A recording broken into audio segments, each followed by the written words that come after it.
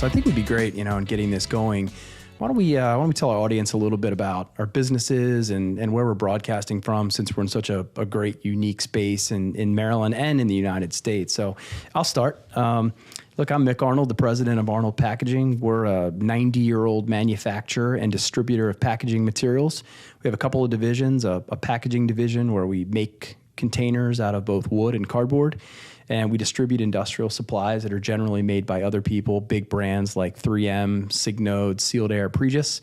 And then we have a division that does automation, and that's dedicated to productivity solutions. So we help manufacturers and e-commerce distributors get more product out the door, or do it with less people, or generally a combination of both. So two distinct divisions that are very synergistic, though, in how we support our customers. And one will turn 90 years old this year, and we're celebrating our 6th anniversary in our automation division.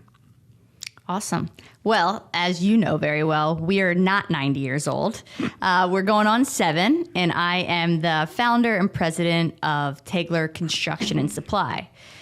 We do exactly what it sounds like. We sell construction materials all up and down the East Coast, and we can go all over the U.S.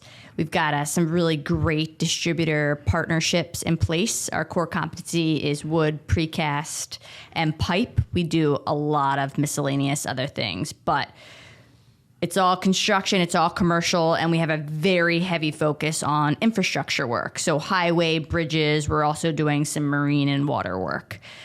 As I said, it started the company in 2016, and we've experienced some really amazing, explosive growth that we're just trying to continue. And it's one of the reasons that we moved our businesses together to this amazing location called Tradepoint Atlantic. So now we're in a 300,000 square foot, 100,000 square foot of which is ours. Dedicated space, multimodal. In fact, the biggest multimodal piece of industrial land in North America. So there's port, there's rail, and there's trucking. So we've positioned ourselves in what we believe is an amazing location for growth for our companies.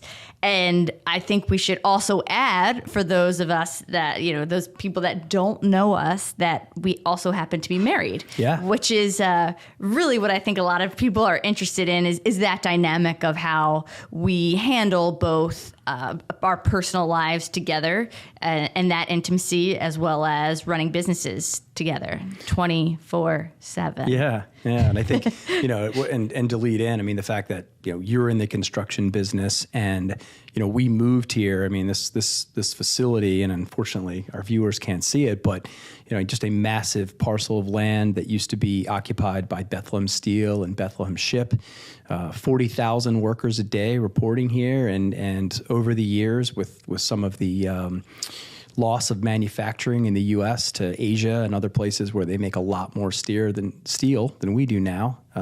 This plot of land was just sitting and dilapidating until 2014, where some new investors came in, and now we're on the move. We've got neighbors like Amazon and Home Depot, Floor and Decor, you name it, Under Armour, just a great lineup of American companies, and then people from other parts of the world that see a lot of value here, whether it's Volkswagen or BMW and Landing Automobiles. And, Baltimore's on the move as a port. If you look at, Newark or Charleston or Savannah, some other East Coast-based ports, I think Baltimore's poised to make a move here right in the middle of the country, and great labor and great infrastructure and rail and road like you talked about.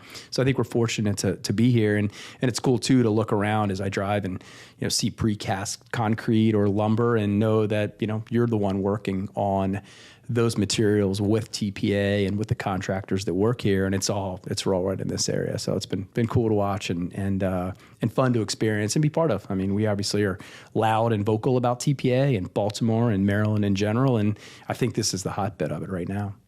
Yeah, absolutely. I agree. And I think for context, for everyone listening, that, this is obviously our first episode. We hope there are many, many more. We're going to dig deeper as we go into what you love, manufacturing, and into construction.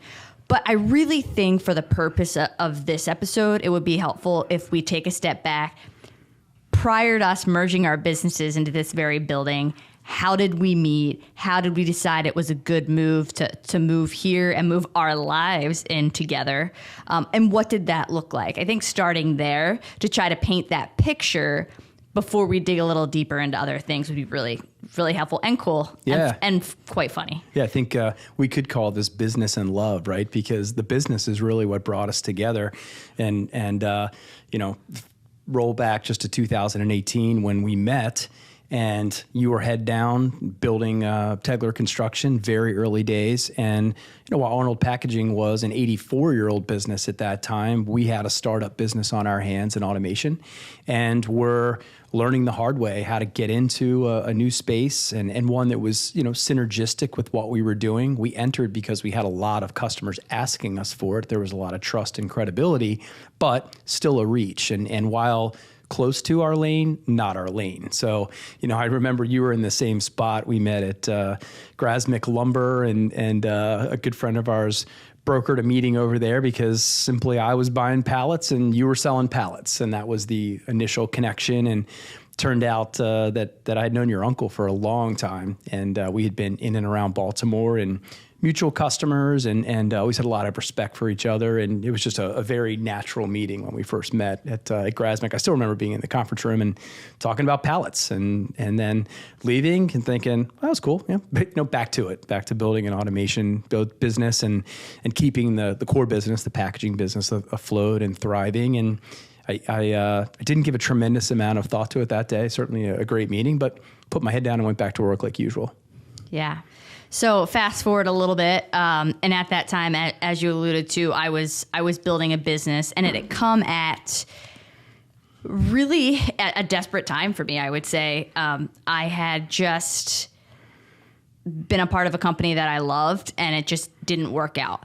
And at that point, I was coming to all of these realizations. Like, wow, I don't know. Like, I don't know if I can work in a super corporate environment, and really, the reason I would say for that was I really wanted to be creative, and I wanted to push boundaries, and I wanted to try new things. And I was working within an organization that still is amazing, and they are a well-oiled machine, and they do things one way, and they have no reason to change. I mean, they're incredibly profitable and credible, all of these things. But when you're a young person that wants to push those boundaries, obviously you can see where there would be some heads that were butting along the way. And so it wasn't a great fit for them, and it wasn't a great fit for me. But along the way, I learned a ton about construction and real estate. And that was one of the, being there, I made so many connections. So ultimately that experience was so valuable in being able to launch my own business. But at the end of the day, it did come like my feet were to the fire. I was just working off the savings in my bank account. I certainly didn't have a bank that would lend any money to me, or investors. They're like, who the hell are you? Like, you haven't done anything. And you're a female. And I'm a female right. in the most male-dominated industry in the world. So there are all these odds against me, but I saw the opportunity. And the opportunity that I saw, so for anybody that's even thinking about starting a business or that's very entrepreneurial in nature, it's, there's got to be a problem to be solved. You can't just start a business and just think it's going to work. There's got to be a problem. And the problem that I saw was there was a lot of state and government contracts which do require minority-owned businesses to participate. And there just weren't a lot that were strong enough and capable enough to really complete these contracts. So I said, well, hell, if I can start a woman-owned business and be an incredible supplier that happens to have a certification rather than the opposite, I think we can really, I say exploit, that might not be the right word, but take advantage sure. of this market, and particularly locally. And so that's the niche and the opportunity I saw. And went for it. And of course, it was not this linear, amazing. It was just all the ebbs and flows you can think of. Right. But that's the initial, my thinking around why this may work. And during that time, that's when I had met you, and life was crazy. And I was just trying to sell anything to anyone and make $1. Yeah, and literally $1 would have been amazing at that time. And we were having some great happy hours at that particular point in time. And every couple of months we'd get together. And I just remember as I was, meeting people and I had recently gotten out of a marriage and was spending a lot of time solo, but, meeting people and getting back out there. And also too, getting Arnold Packaging, which, until 2016 was called Arnold's Factory Supplies, trying to get it into the market. I think we were, in general, one of the more covert old businesses in the area. We just stayed in our space, which was packaging. And, I joke about manufacturing and trying to get them out. It's almost as if, not now I'm making things, or almost like you're on your own island. And so I was trying to do more of that. And we were having some great happy hours. And like I typically did, I thought, Britt's a great person. She'd be an awesome addition to our group. So I dropped your name on and, sent you the emails with everybody else. And I think probably the morning of every single time you were not able to make it, which was fine. It was just, I was like, all right, bummer, but maybe next time. And I think that went on for, gosh, I don't know, 6-8 happy hours, which would have been a year, probably pushing the better part of a year. Yeah. During that time I had just bought my first, actually, the first home I had ever bought was during that time. And I just so happened to not have a job right after that. So I turned all the utilities off. I didn't buy any furniture. I had one lamp, which I still remember exactly what it looks like, this beige, ugly lamp on the floor. I had all my bedding on the floor. Didn't have TV, no subscriptions, nothing like that. And I was just working sun up till sundown to try to make it work. I was getting my license. I was doing whatever I could. Now, in hindsight, going out and being with people probably would have been a smart move, but I was just trying to get the nuts and bolts of a business and off the ground. So, it was a very scary time for me. But the other thing, and I think about this a lot, I'm like, would I have been able to do that if fear was not involved? Because it is such a great motivator, and I see so many people that are absolutely paralyzed by fear. But I've always said, if you can learn to dance with it, it can be like the best motivator. So I'm like, if I did have this safety net, would I have been able to do that? I don't know.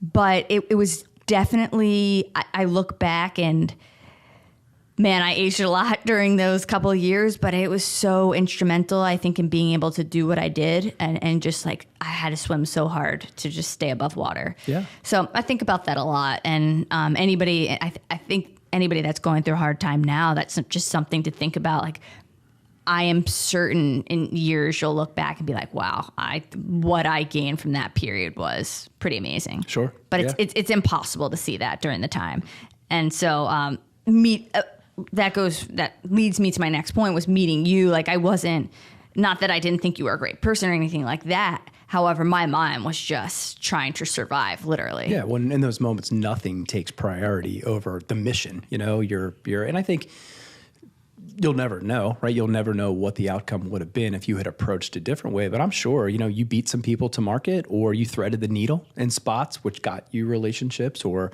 got you positioned to win business that you ultimately did. It's hard to ever piece it all together, but I'd be shocked if there wasn't some of that along the way. And I remember that particular day when I got a text from you saying, what are you doing tomorrow? And I think it was a Tuesday. And I thought, what do you mean? What am I doing? I'm going to be here working a 14 or 15 hour day like usual, but I didn't know that it was going to snow, because I never really paid that close of attention to it, because I would just sleep on the couch in my office if it got too bad, and get up and roll over to my desk and go back to work the next day. But yeah, so not working and maybe getting out and watching it snow for an afternoon sounded like a good idea to me, especially at One-Eyed Mike's, because there's never any shortage of Grand Marnier if you need that on a Wednesday at lunch. So One-Eyed Mike's, for those of you who aren't familiar with Baltimore, it's just a bar in the city, and I believe it was walking distance for both of us. Mm-hmm. So it was a easy meetup, and I remember starting to talk, and you immediately started to talk about robots. I was like, this dork, oh my. I mean, I knew you were a dork, but like in a weird way, I was like, this is fascinating, because there's so many things to talk about that are interesting. But then we also had so many other interests. It'd be soccer, one of our favorite restaurants, like all of these things. And then 8 hours later, we were still talking. Yeah, absolutely. And business and all. Yeah, there were so many parallels parallels, but then also alignment too, right? And intersections. And it was just a very easy conversation. And, It's 8 hours later when I thought, oh boy, we got together at 12 for lunch, and here it is 8 o'clock. And I think it was the 21st of March. So there was still some St. Patrick's Day toxins laying around that we checked out. And, it was interesting. I mean, I knew that my life was different than when I got there, which was cool and interesting. I just didn't know if you felt the same way. That was the really hard part. It was. And then you asked me to dinner the next night. I was like, yes. We were thinking the same thing. No, you were like, yes, but you said no. I did. I had a work event. We went out the next night. True. Yeah. So, and it's another interesting thing about it is I was in serious relationships prior to that, but I never was experienced anything where I felt like I could merge or harmonize these two lives. Like they were very separate. It was business and it was personal, and they were in their separate silos, and that's how I handle them. And it wasn't by, like, I didn't intend for that to happen. I just sort of thought that's the way it was.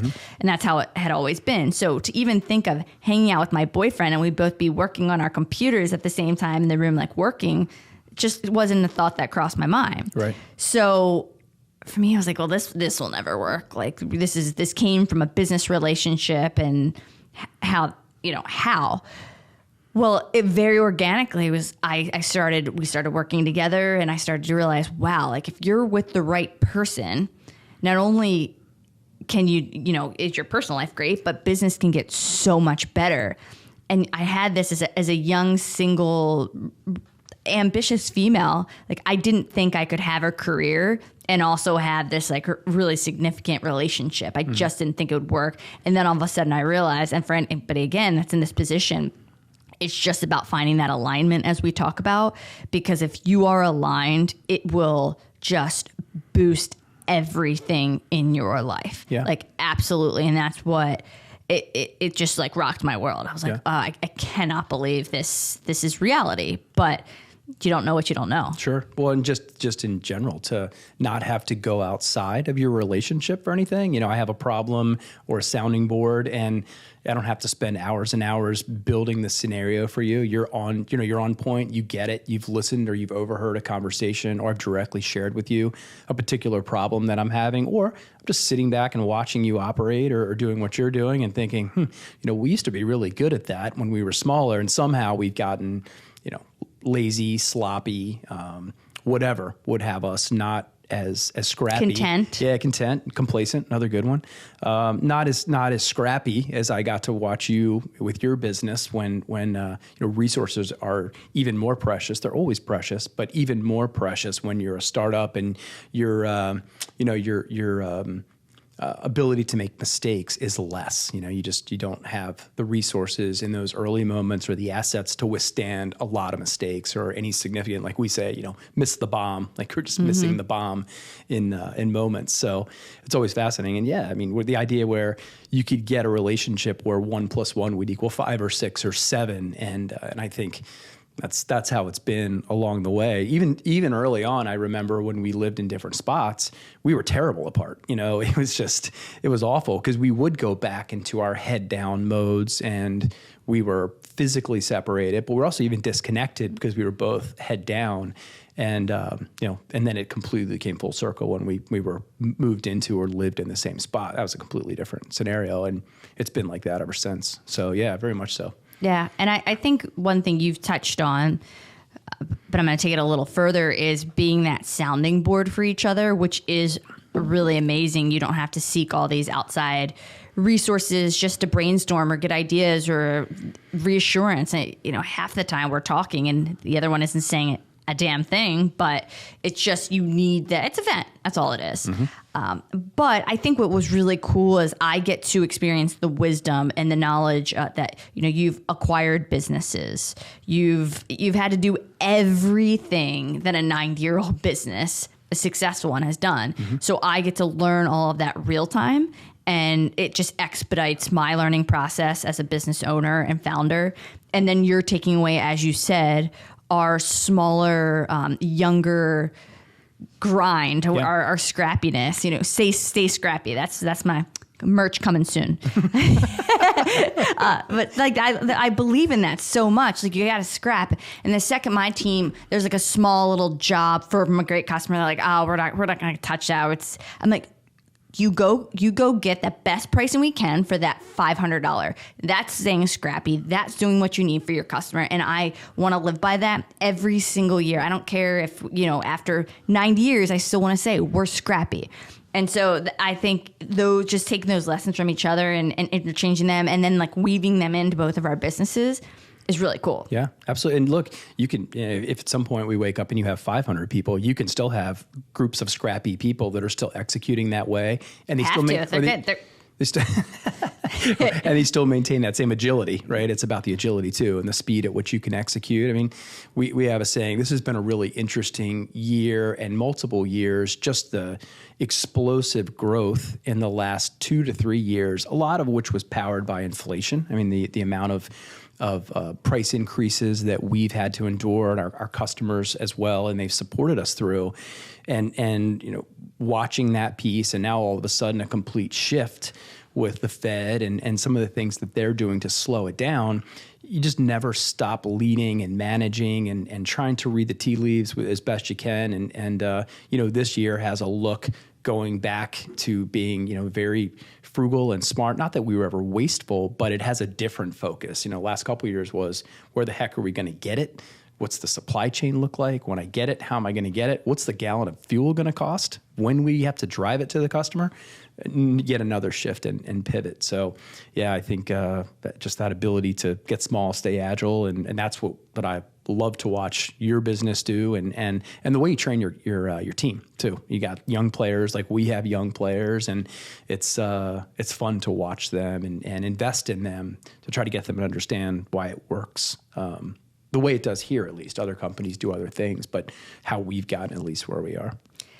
I'm really looking forward as we get into these episodes. I don't think it's necessarily warranted or appropriate right now, but to go through some of the things we're talking about, like dig deep into our businesses and things that, we're experiencing as business owners with our teams. I mean, I was talking to you yesterday about some real challenges that I'm struggling with. And one of it is being like a really lean team that's doing a lot of volume, and how I'm managing it, how we're balancing the stress in our lives. And there's a lot going on, and some of that has to do with our processes or lack thereof and all of these things. And I think it would be really cool as we go to talk about the challenges we're having while we're having it, while we still haven't figured it out. Sure. Because as I was talking to you, you're suggesting all these things. I'm like, wow, good point. Haven't thought of that. And it's relatable. And I think it would help a lot of other business owners who are undoubtedly, or managers, anybody within a company that has some kind of difficulty they're dealing with, doesn't have to be a business owner. As we're working through it as we go, there's hundreds, thousands, millions maybe of other people that are going through the same thing, like trying to work through it together real time, and total transparency and vulnerability, because so much of this I haven't figured out. Yep. And I'm working through it every day. Yeah. And look, and for my part, having been through some painful moments, I would just say in general, in my teachings or travels, anything I can share that would keep someone out of the same troubles that I experienced along the way, I would happily share, or at least let them listen to it, and they could decide if it was appropriate for what they're doing or the situation that they're in, and maybe run in a different direction, or say, oh boy, that looks like where I am, and Mick got it wrong again over there. Maybe I'll do something different. That would be great. And I think too, but then not to miss the personal side, because we do work for small businesses, and they're family businesses, if you will. You have a sister and a mom, and I have an uncle, but came from a business that at one point had aunts and uncles, and you name it. My father hired, and I guess ultimately they moved on. They're not here, so they moved on in some direction, but not losing the the love part of our podcast and sharing the people side, especially the ones that we have now that we consider family, even if they have a different last name. Well, that's really the only thing that matters, I think, and that's why we've felt compelled to do this for so long, because we value relationships and these conversations more than anything. And it's actually a shame it's taken this long, but I think we're getting it right this time around, and I'm just looking forward to sharing. And one thing I think, if we can take a little bit of a pivot and dive back into the interpersonal side of things. We've really touched a lot on this first half of how we met, how it worked, how 1 + 1 = 5. But a lot of the questions are on the other end of the spectrum. Well, it's got to be challenging. You're both working 24/7. You're together 24/7. How do you make it work? What does that look like? What do you wish? What could you guys do better? Like all of these types of questions. I just threw a lot at you, but maybe we could start touching on some of that, or starting at least somewhere. Yeah, pick one. Okay, what is the hardest part of love and business? Oh gosh, I would say the hardest part is being conscious about stopping working every once in a while, and because if you walked into our house on any given night or weekend, you'd find that we have an L-shaped sectional like most people do, and I'm generally on one side and you on the other, just because it lets us face each other. But we're on our laptops and cleaning up the day or planning the next day. And it's almost as if, when we leave the office, if we don't use that as the stopping point and we go home and pull the laptops out again, for example, then we've lost that evening, right? We're still together for sure, but generally head down. I think the hardest part is because we understand each other so well. I mean, in another relationship I had, you almost had someone over your shoulder tapping their feet like, are you going to get off of that laptop yet? That's the exact opposite. You're like, well, if you're going to be on yours, I certainly have another 30 hours of work to do. I'll just start knocking it out too. So I think one of the harder parts is just to put it aside for a second. And both of us have this issue with perfection and never letting one down, or always putting the ball back in someone else's court, and just saying, you know what? If it gets there tomorrow, that's going to be okay. Or this expectation that I have is mine and mine alone. And it's even a bit of a made up story. It's okay to do this tomorrow because the customer's not going to be jazzed whether you get it there at this time or that time. They just need it. And I think we both drive so hard in that direction that we can feed each other. And I think long answer to that's one of the hard parts. Not that there's a lot, but just that thing where, you and even I just be like, man, I miss you. And you'd say, well, what the hell? You sat across from each other the last 4 nights, and it's not the same. And I think that's the tough part, or can be, with how we're both programmed, that we can just do that. We both know there's a lot to be done, versus saying, yeah, you know what? It's Thursday and that's going to be there tomorrow, and our customers will still love us and respect us and value what we do if it gets there tomorrow instead of tonight. And we'll still get up at 4 o'clock in the morning, and it'll be there before they get to their desk. But you know what I mean? I think that's one of the pieces that if I'm intentional about, or try to be more conscious of, us not walking up the stairs next to each other at 9:30, having sat across from each other for 3 hours because when we got home from work. That's one that I think lately too, it's been that way with some of the challenges with the business, new people. We've onboarded one a week for the last 3 weeks. That training has to be done. So that's the one that I watch the most closely. Yeah. And certainly there's ebbs and flows in our businesses where we're going through different transitions, and it warrants just more time going head down. But I was actually giggling inside a little bit as you were like, if we don't put our laptops away when we leave the office, like, I'm not sure I can remember a night we didn't have our laptop out. So it's just, it really doesn't happen. Yeah. And there are two things there were two different things playing in my mind as you were going through that. And one is that saying, iron sharpens iron, right? And I love that saying, but I think sometimes you drive harder and I drive hard. Not in a competitive way. Sure, yeah. But competitive, like a supportive competitive. Does that make sense? Like, we're not competing against each other. Sure. But it's like, okay, well, I'm going to push this boulder up the hill and it's going to roll down. Well, I'm going to get the next one on my back and go back up.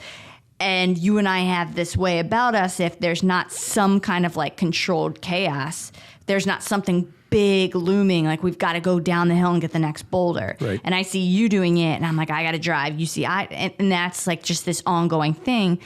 And I really struggle with, losing. What will happen if I lose what I'm calling the edge? Some of it might call it something, whether it's type A but wake up at 3, run 10 miles, do all, like, just hard charging and everything.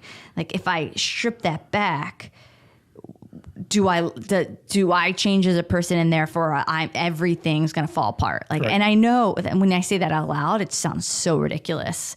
Of course not. And all of these other parts of your life are very important.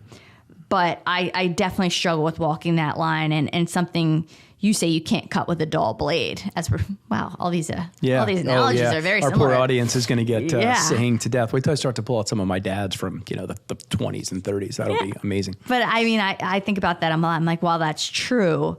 I just keep on cutting. And so well, you'll just spin the blade harder to keep cutting, right? Right. I'll try to outwork it. I'll try to run. That's why I hate golf. Golf sucks because you can't out hustle it. If you out hustle it, you just get worse. Well, if it was about hustle, I couldn't play. So as the slowest person in America, golf's a better foot sport for me. We'll get into that. We'll definitely get into that.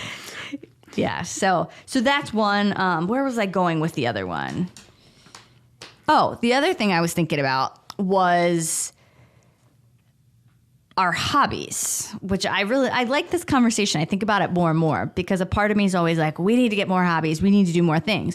And the other side of me is like, well, why? I actually love business. I could talk about it, entrepreneurship, women-owned businesses all day, every day. And I love it. And that is my hobby. I love working out. That's more of an exercising. I say that's my other thing, but that's more of a therapy, oasis, sweat therapy, whatever. Mm-hmm. But that's what we do. It's what we talk about. It's what we love. And quite frankly, I don't see much of a need to change it or fit that narrative. Like, you've got to have these hobbies to be happy, because certainly we're happy. And as you've said before, we'd do something else if we weren't. True. Yeah. I'm not saying we shouldn't diversify a little bit. That might be good. But this is part of it. I mean, I would consider this as a hobby or diversification. I mean, by no means are we paying the bills with this. That's the definition of a hobby. Not yet. Come on. And this is a release. I know when we've just practiced or trained, even just stopping for a second and talking, because it's even been tough to do that lately. It's almost like we have to schedule a podcast to have a conversation and stick some mics in our face and throw on some headphones. Yeah. But at least it's happening, right? Who cares why it's happening? And if we get to share it, then I hope there's some benefit. That would be a great outcome.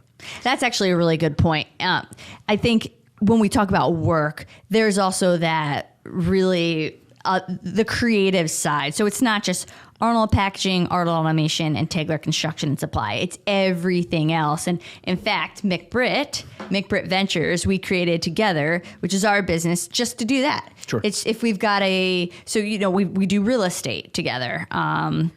Masks. We created a mask business during that time. Yeah. We've brokered some different things. So whatever creative pursuit sounds like something we want to do, and we don't want it to be under the umbrellas of our business for a multitude of reasons, we pursue it through Mick Britt Ventures. Yep. So that creative side, which I need, we'd still do that. So I think that's important to distinguish, that it's not always just our core businesses. Like, there is this other, I call this an outlet too, even though it is at the end of the day business. Yeah. And then and the other part too is then throw in the nonprofit work that we get to do together, right? I mean, which are very well aligned with our businesses too. And it's not like business, but what I've learned, it is, but I think what I've learned is that, I want to be involved with philanthropic, movements and things like that. But if I've tried things that were too far out of my lane historically, they just weren't sustainable. So in the lane, right? Children, love children. What can I do? Well, why not be part of Junior Achievement that works on financial literacy? So that's aligned. And I mean, I've tried anything under the sun along the way. Buddies got me involved in this. There's one charity I was involved with. It was about the solstice. And on that particular day, we played as many holes as we could on the longest day of the year. And that was great. But as soon as we broke from that, it wasn't sustainable because of how demanding business was. So I just find more and more that have to find things that are within reach in the lane, preferably, but at least within reach of the lanes, whether that's manufacturing based, and you can still get back, you with Salvation Army, we do JA together, me in the manufacturing world. So those are all fun too. And they're like business, but they are, but they aren't. I mean, what a great way to be able to lean into that and have the time and bandwidth because it's aligned with your business, right? If you had to completely unbolt and go do something different, it would be hard to find the time, and it just makes it less sustainable. Absolutely. Like, everything we do under Mick Britt Ventures is certainly supportive of our businesses, or at the very least similar in nature. Support is probably the better word, because it would be too hard. And plus, we're already doing what we love. So why wouldn't we do a little bit more of that, just a little differently? So let's talk about sports and soccer, because I'm always the one that has to bring up the fact that you played soccer at Am I blushing already? At a really high level. And it just, again, back to Snowy Wednesday, as we refer to the first day of spring when it snowed in 18. And one of the other things we connected on was athletics and, me playing golf, which I still argue is an activity and not a sport. Sorry if you guys are golfers. But you with soccer, right? And then just comparing the takeaways and how playing those sports with that type of discipline and the preparation, I think, is a great word that we then pour into business and how we execute. So, tell everybody about the soccer side, which I think is really fascinating. So soccer was my life from age 4, and I literally do mean age 4. I picked it up, and it was pretty obvious to my parents, like, immediately. So age 4 on through, I guess I was 21 or 22. I was pursuing a professional career in the States. I was on, pre-season rosters and trying to pursue a soccer career. Ultimately, it ended when I was given 3 days. The league wasn't too financially stable. Wasn't a ton of teams yet. And they gave me an opportunity to play for PSG in France, but they only gave me 3 days to go over there, like go get training there. You'll come back with a lot of experience. And I was thinking 3 days to move my life to France after I had played through Olympic development, regional teams, D1 at UConn. UConn. Shout out. Natty. UConn Natty basketball. champs. I played on the best best club team in the nation and had gone through youth national camp. So I'd really played it, not really, I had played at every level, and I felt like I got everything I wanted out of it. So that it was a good transition for me into business, ultimately not going to France to play. But it was hard. Like, I lost my identity for a minute there. It's like I was Brittany, the soccer player. And that's what I knew. And that's where my friends were. That everything about my life had been that. And my sense of just self, the achievement I got from it. Heck, it was my parents' life. They traveled. I mean, God bless my parents. They just did everything, and they were there. Their friends were from soccer. So anyway, it was like this chapter it was like my life was just being stripped. But I felt really good about making that move into business. And you've heard me talk about this a million times, but what I learned from the sport of soccer that I now utilize and I contribute to soccer in business, I mean, it goes well beyond education or school. Not that those things aren't great, but by and large, it is the most impactful thing on myself as a business owner. And again, I say this all the time, but once I was able to, how I was out of that headspace where I had lost my identity, I didn't know who I was, and I didn't know what I wanted to do or where I was supposed to be. The minute I could say to myself, okay, this is a sport. It's the sport of business. And all you're doing is you're switching from the sport of soccer to the sport of business. It's not quite as physically demanding, obviously, although it has ended up being different, considering how much I exercise now as therapy, which is more actually. But it was still so similar. You had to wake up early, you had to be disciplined, you have to be committed. Everything is the same. And there's this really amazing stat, and I'm gonna butcher it. I wish I knew it, but it was something crazy. Like the 90% of women in C-suite played a D1 sport of some kind. Yeah, you're close. I remember. Just some correlation that is undeniable. Sure. And I mean, it just goes to show you really the power of sport. And I would say maybe even more the power of sport with women, because I think women struggle a little bit more, or I know they do, with confidence. And I think that's one of the biggest things is confidence and empowerment that sports give to women, to females. Agree. So I am very comfortable, and I wouldn't say I have been from the beginning, but maybe more so than most women, coming right into the business world, of going into any room with a group full of guys, which I do now on every day. Not everybody, but most people are males. And I can walk into a room with 20 males and I don't even notice. Sure. But it's that confidence that has been garnered and gained and learned through years of sports. So, I could do 5 different episodes on just that. Right. And maybe we will. Yeah, or just elements, right? I mean, gosh, I think about, for me, if I think about sports and I, played any number of things along the way, I would say golf at the highest level, but different, right? A team sport versus an individual sport, but all of it comes back to the preparation component and that piece. And then just the idea of how little separation there is when you get to the top levels of anything, whether it's business or sport or pick it, that as you get higher up and the levels get higher and higher, that the differences get smaller and smaller. And, one of my favorite stats and one I still follow, I followed it through college and I was always interested in what a shot meant. If I left a shot on the course, what did that do, or what was that separation? So if you were to pull that data up now, and our poor listeners are going to get a lot of data from my side, right? Because that's not as much my side. Don't worry about it. That's what makes me go. If you just look at the difference in one stroke between the lowest stroke average and one shot back, it's not even one shot back, but you go about 21 spaces back. So in the land of golf, which talking about 3 putting, missing one, leaving a shot on the course, it's 21 spaces. And then you take that to business, and whether it's Fortune 100 companies or whatever your space is, that's the separation at the top as well. Or if you're a great salesperson, let's just not even get out of the ownership component. If you're a great salesperson competing at a high level, you're selling high value equipment or something like that, or industries like that where that sale has more of a zero-sum game. Somebody wins that machine and somebody loses that machine.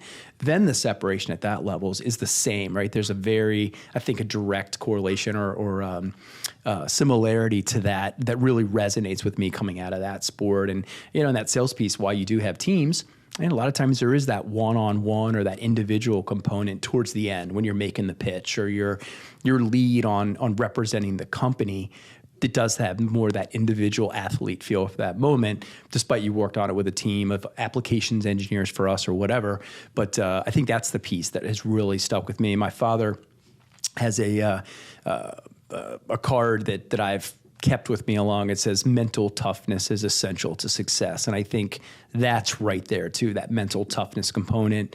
And that's the piece that I certainly took away. And just keeping on, how do you continue to separate as you get better and you get towards the higher levels of competition? What's the preparation look like to separate yourself in that fraction of a shot, if you will, or whatever that comparison is? The mental piece is interesting. I call it it's mental warfare, and how do you endure that every single day? And that's the biggest thing that soccer, to this day, I still say soccer is harder than running a business. I mean, for me, it wasn't. They're both are different and have their different challenges. But I would just remember, especially when I was playing on these Olympic development or national teams, and you'd compete all day, and then you'd wake up in the morning, and you had your best friend that was in the room with you, and you'd have to look on the list to see if you made the pool of players, and one of you did and one of you didn't, and then all of a sudden you're like, wow, my career's done. I'm not on the list of this pool A pool, and your best friend's on the B pool and she's crying. It was just every day, and you didn't know when you're playing on or trying out for these pro teams, you're gonna wake up the next day, you're like, am I gonna be on the list? Am I gonna be riding the pine? Am I now all of a sudden gonna be in the amateur league? At day to day, it was such mental warfare. I mean, there was no predictability. For most of us, you had the 5 or 6 players that were just the best and they didn't have to worry. But I mean, for the most of us that were competing, again, back to that very small change, right? So the best 5, there's 11 on the field. So 5 standouts and then 6 of you vying in a very tight space. Way more than that. For who stays and who goes, right? A squad of 22 or whatever it was. For the next 6 spots. But I mean, it was just every single day of my life, I just had no stability and just having to endure that. And that was so hard. And then not to mention, you're just so physically exhausted. So then you have to feel how to manage that when you're already just so tired. Sure. So then when I came to business, even the hardest things were manageable. Mm-hmm. Now I have days where I would tell you otherwise, but I mean, for the most part, it's like, okay, I've been here. I've been in this rehearsal before. Like I've rehearsed this before. I know how to get out of this. Right. Yeah. And the longer you do it, I mean, great, Ray Lewis example, as he continued to play, he might've lost a step, but he saw the angles better. And I think there's part of that in the business side where, you might lose a step, or you get fatigued a little faster. Those 20-hour days, which I've certainly worked. We bought a business along the way and worked some 20s on the transition. You might get tired, but at least you do start to see the angles and you still get to the ball or you still make the tackle, even though you're not quite as fast. And that is one of the benefits of doing this for a long time because it is familiar. Like you just said, it's familiar and that familiarity makes you more comfortable or confident and you can change the outcome simply by showing up that way. Yeah. I mean, I will never admit to not being as fast. So with that. Well, that's a good part about never being fast. Right? So the sports stuff is great. Yeah, absolutely. And I think it doesn't take, and I say this a lot, especially to young females who I do talk to. I just talked to a squad of young youth flag football players. Oh yeah. Who they're trying, they're getting flag football into high schools now, and they're trying to get it into colleges so females can get flag football scholarships, which is incredible and so cool to see. But where I was going was like, you don't have to be the best player to get all those lessons. True. Yeah. So, and it doesn't have to be sport. It can be music or different things, but I still think sport's the best personally. Yep. I just do. So, but you don't have to be the best player on the team to get so much out of that. Yeah. We'll have to talk about that more. I'm glad you brought that up. We'll have to, that flag football group that they've started out in, the Frederick area or out west and what they're doing and talk about changing girls' lives and disrupting, whether it's the soccer team, they play in the fall, so the soccer team's looking over their shoulder and the field hockey team's looking over their shoulder a little bit. But everything I saw seemed to be collaborative and in a good space. And I think I read recently that the NFL is now on board starting to support some of that. And we'll have to get into that and share some of it with our viewers or listeners that may not be aware, because those are the types of things that I really want to call attention to and share. Because I think that female component, I mean, we have 3 daughters, and I think there's a component of that where you're breaking down some of those barriers and getting into some of those different sports that were exclusively football, exclusively male over time. But just because you're not tackling each other doesn't mean that you can't have a hell of a football game with great athletes. And we saw some out on the field that day. Yeah, it totally tugs on my heartstrings and is so near and dear to my heart because, as you know, my passion is talking about women in male-dominated industries and exposing females to new opportunities, because construction opened up this world. I really wasn't interested in construction until I started working with my uncle. And my dad's always been super handy, can build anything from the ground up. So I always saw that. And then we're working with my uncle in lumber. That's how I got into it. Never did I have any dream at all. I mean, when I was in school that I would be in construction, I didn't cross my mind, not one time. Why would you? Exactly. That's my point. Why would you? Unfortunately, why would you? Right? Yes. So I'm like, wow, this created such an amazing life for me. Like, I say magical because really, like, I could have never expected it, yet so many young females have no idea. So I really feel like what I want to do, like, in life is create these opportunities for women in construction and manufacturing and auto and farming, mining, like all of these male dominated industries. And females got to have a lot to add and a lot. It's proven that diversity, it makes everyone better. Mm-hmm. Companies, people, you name it. But just to open those doors and at least know, hey, there is an opportunity. You don't have to walk through that door, but like, here it is. Yep. And I am so, I'm dedicated to it. Yep. And I want to get into, not right now, but more about women-owned businesses. And for any female that's thinking about doing it, and particularly in a male-dominated industry, how do you do it? What does it look like? What can you get out of it? Why do I do it? Why do I take the time and effort and risk? All of those things, like, I will address happily because it's important. Sure. And we're definitely starting to change some statistics, and I continue to do so. And we've talked about this before, but if you look at the top, you point to somebody in the street and you say, who's the most successful, name a successful female or whatever, they're going to name an actress, or they're going to name you just someone that's always in the limelight. And you have the blue collar women that are incredibly successful by every definition of that word, however you look at it. And no one knows their name.